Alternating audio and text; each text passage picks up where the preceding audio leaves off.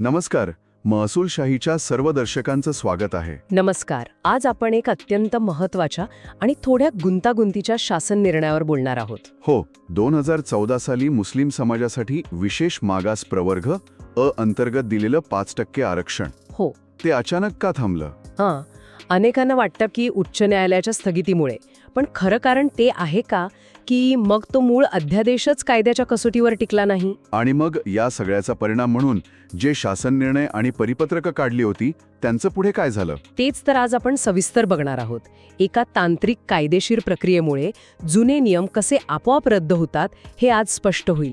आणि हो, अशीच उपयुक्त माहिती हवी असेल तर आपला महसूलशाही चॅनल लगेच सबस्क्राईब करा आणि हा भाग शेवटपर्यंत बघा, कारण यात आपण कायद्यातील एक अशी तांत्रिक बाजू उलगडणार आहोत जी तुम्हाला खूप उपयोगी पडेल.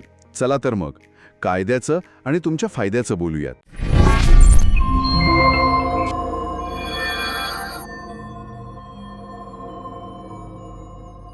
तर आज आपल्याकडे महाराष्ट्र शासनाच्या सामाजिक न्याय व विशेष सहाय्य विभागाचा एक ताजा शासन निर्णय आहे. बरोबर. क्रमांक आहे CBC 2023 प्रक्र 181 मावक आणि तारीख आहे 17 फेब्रुवारी 2026. विषय वाचल्यावर असं दिसतंय की काहीतरी जुनं रद्द करण्याबद्दल हा निर्णय आहे.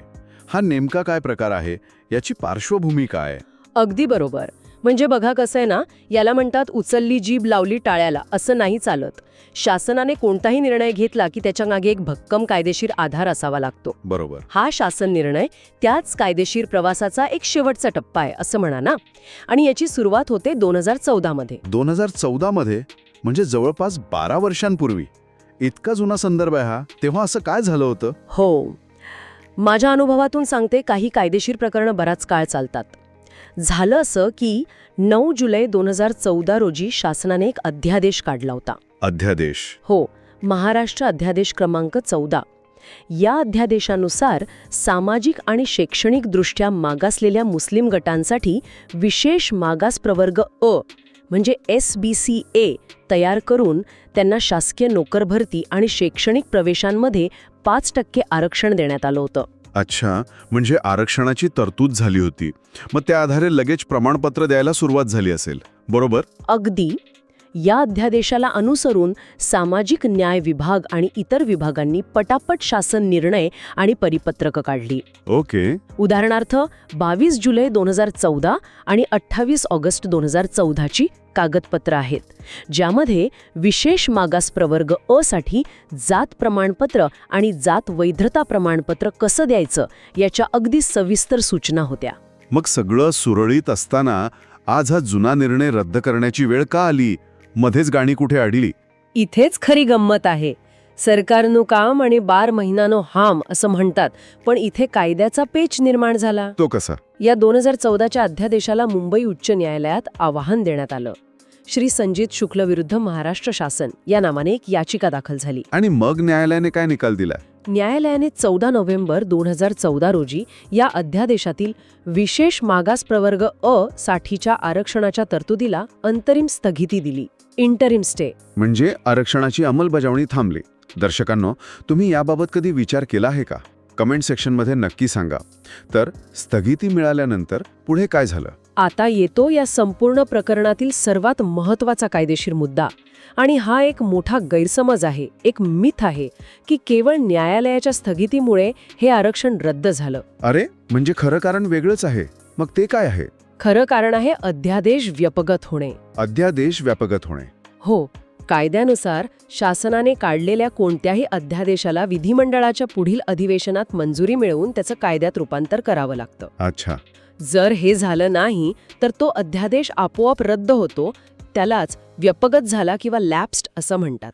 म्हणजे त्याला कायदेशीर मान्यता मिळाली नाही तर तो आपोआप संपतो. अगदी बरोबर. आणि एक क्विक फॅक्ट सांगते, हा 2014चा अध्यादेश 23 डिसेंबर 2014 पर्यंत कायद्यात रूपांतरित झालाच नाही.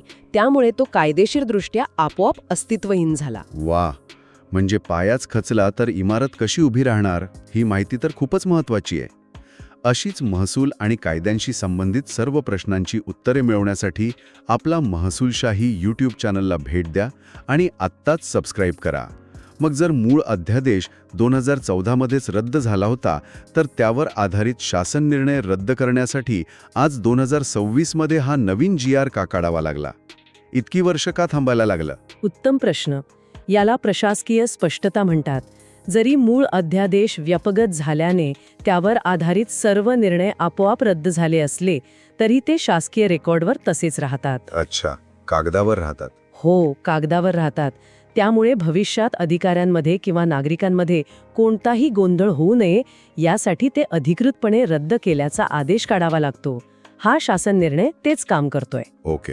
म्हणजे बघा, हां. स्टेप बाय स्टेप प्रक्रिया अशी घडली. सांगा. पहिलं, शासनाने 9 जुलै 2014ला आरक्षणाचा अध्यादेश आणला. ठीक आहे. दुसरं, विविध विभागांनी अंमलबजावणीसाठी जुलै-ऑगस्ट 2014 मध्ये शासन निर्णय आणि परिपत्रके काढली. बरोबर. तिसरं, 14 नोव्हेंबर 2014ला उच्च न्यायालयाने अंमलबजावणीला स्थगिती दिली. चौथं आणि सर्वात महत्त्वाचं, 23 डिसेंबर 2014ला मुदतीत कायद्यात रूपांतर न झाल्याने अध्यादेश आपोआपच रद्द झाला. संपला. आणि पाचवं म्हणजे आता मूळ अध्यादेश रद्द झाल्याने त्यावर आधारित जुने निर्णय अधिकृतपणे या 2026च्या शासन निर्णयाद्वारे रद्द केले जात आहेत. एकदम स्पष्ट झालं आता. ही टीप ऐकल्यानंतर तुम्ही तुमच्या कामात कायदेशीर बाबी अधिक तपासणार का? नक्की सांगा. या निर्णयाचा आता नक्की कोणाकोणावर परिणाम होतो? याचा थेट परिणाम 2 गटांवर होतो. एक, प्रशासकीय अधिकारी म्हणजे जिल्हाधिकारी, तहसीलदार, उपजिल्हाधिकारी, समाज कल्याण अधिकारी यांना आता स्पष्टता मिळाली की 2014चे ते जुने नियम आता वापरायचे नाहीत. ओके. आणि दुसरं म्हणजे नागरिक, ज्यांना हे कळणं महत्त्वाचं आहे की विशेष मागास प्रवर्ग अ अंतर्गत प्रमाणपत्रांसाठी जुन्या नियमांचा आधार आता अजिबात नाही. म्हणजे रेकॉर्ड स्वच्छ करण्याचं हे एक महत्त्वाचं काम आहे. अगदी. चला तर आजच्या चर्चेतील 5 महत्त्वाचे मुद्दे पटकन पुन्हा एकदा पाहूया. होय, नक्कीच. पहिलं, 2014 मध्ये मुस्लिम समाजाला विशेष मागास प्रवर्ग अ अंतर्गत 5% आरक्षणासाठी अध्यादेश आला. बरोबर. दुसरं, त्याला उच्च न्यायालयात आव्हान मिळालं आणि न्यायालयाने त्यावर अंतरिम स्थगिती दिली. हो, पण ती तात्पुरती होती. तिसरं आणि सगळ्यात महत्त्वाचं, तो अध्यादेश वेळेत कायद्यात रूपांतरित न झाल्याने तो आपोआप व्यापघात म्हणजे लॅप्स झाला. अगदी. हाच कळीचा मुद्दा आहे. चौथं, मूळ अध्यादेश रद्द झाल्याने त्यावर आधारित सर्व शासन निर्णय आणि परिपत्रकं आपोआप अवैध ठरली. बरोबर. आणि पाचवं, आजचा हा 2026चा शासन निर्णय म्हणजे त्या जुन्या अवैध ठरलेल्या निर्णयांना अधिकृतपणे रेकॉर्डवरून रद्द करण्याची एक प्रशासकीय प्रक्रिया आहे. अगदी अचूक सारांश. वा, भारी माहिती दिलीत. हे लक्षात ठेवलं तर पुढे मोठा फायदा होईल. जाता जाता एक गोष्ट नक्की सांगते. बोला. सरकार योजना आणते, पण खरी ताकद तुमच्या हक्कासाठी जागरूक राहण्यात आहे. कोणताही नियम किंवा कायदा समजून घेताना त्याचा मूळ आधार काय आहे हे तपासणं खूप गरजेचं असतं. खरंय. नाहीतर असा गोंधळ होऊ शकतो. हे लक्षात ठेवा, म्हणजे पुढे अडचण येणार नाही. अगदी खरं आहे. तुम्हाला महसूल आणि कायद्यांबाबत असंच सोप्या भाषेत मार्गदर्शन हवंय? मग आपला महसूलशाही यूट्यूब चॅनल तुमच्यासाठीच आहे. अशीच उपयुक्त माहिती मिळवण्यासाठी लगेच सबस्क्राईब करायला विसरू नका. आजचा हा विषय तुम्हाला कसा वाटला? कायद्याची ही किचकट पण महत्त्वाची बाजू समजली का? आम्हाला कमेंट करून नक्की सांगा.